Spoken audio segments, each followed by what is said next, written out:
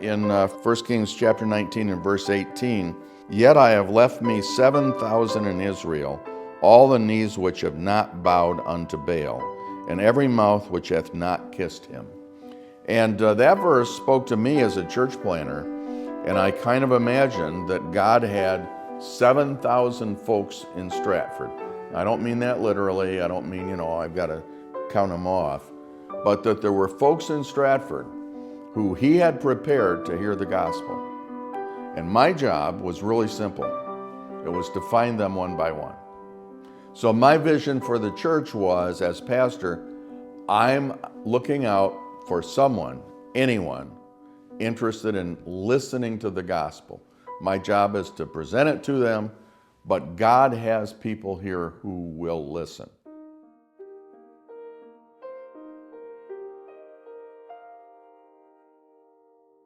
For 8 years, we met in a rented building. The pulpit, the platform, the missionary boards, we moved it all from the basement up, and that took workers. So it just seemed like it was a natural gelling together that you got together because it's fellowship. You're working together, it's fellowship. You're setting up, it's fellowship. You're tearing down, it's fellowship. Wednesdays, we didn't have a building. We went to a Bible study in homes, a variety of homes over the first few years. You fellowship, you looked forward to being with your brothers and sisters. And that's how we felt we were as members. We're brothers and sisters. For the first 2.5 to 3 years, I was part-time. From the very first week, the church paid me something because I insisted not for the money, but they needed to know that taking care of the pastor was a responsibility.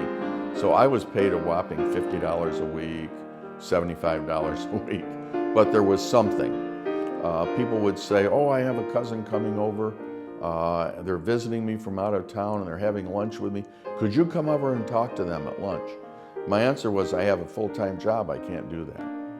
And folks were sometimes disappointed, but I repeated over and over something I thought was wise to do and helpful, and that's, if I were full-time, this and this and this could happen.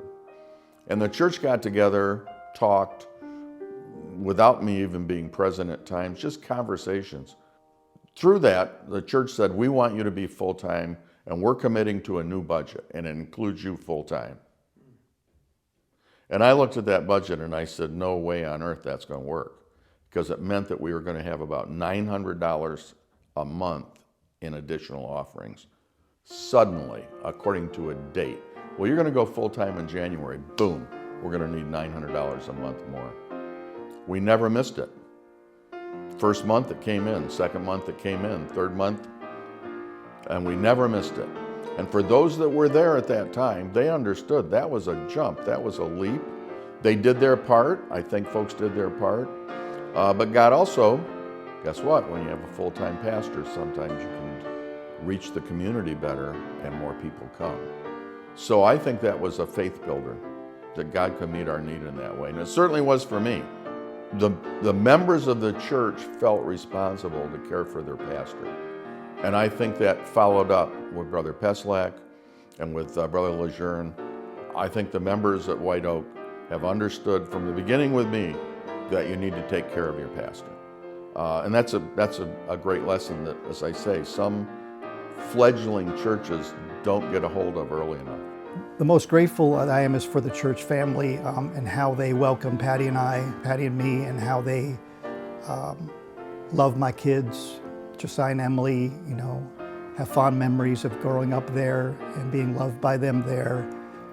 White Oak Baptist Church went above and beyond to care for us, shipping us back home from Okinawa, taking care of us in many different ways, and so very gracious. There were just a handful, really many core members of our church that were ready to hop right in with me, let me make my rookie mistakes as a young 32-year-old man, follow me along, show me grace, and help advance the cause of White Oak Baptist Church in the community at large here. I was very blessed to get to come in and have just many families who rallied in behind me and said, "Pastor Lejeune, we're behind you, let's move forward, let's make it happen."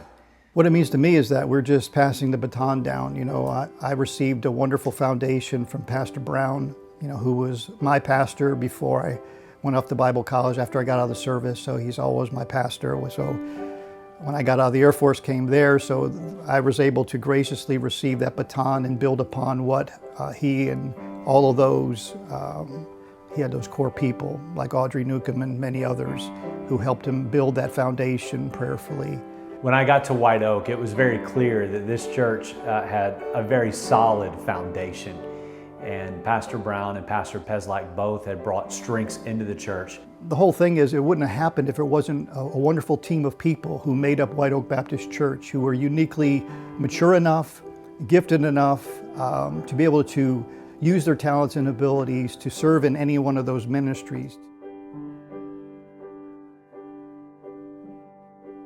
The first Sunday, first service in 1980, we had a Sunday morning and a Sunday evening, and we continued that obviously.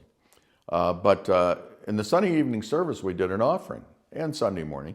But some folks that came Sunday night, after having been there in the morning and had an offering, said, "Why are you taking an offering, Pastor? We gave this morning." And that was a good question. It kind of challenged me. Wait a minute. I hadn't thought about that. I mean, churches I've been a part of had an offering every service. I mean, that's just on the spur of the moment. I think the Holy Ghost led me, and I said, what we're going to do is we're going to give the evening offering starting next week, second week. We're going to give the evening offerings to a missionary.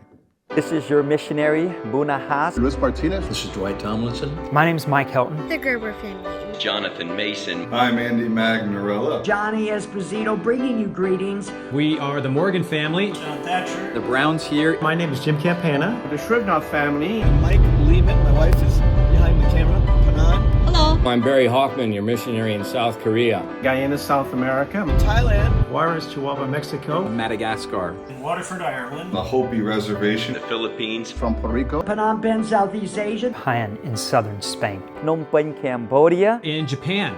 And we're just so excited for you as you celebrate your 45 years there. And we do want to congratulate you on 45 years. 45 years of faithful ministry. And congratulations on your 45th anniversary. 45 years of service. Happy 45th anniversary. I just want to congratulate White Oak Baptist Church for 45 years of service.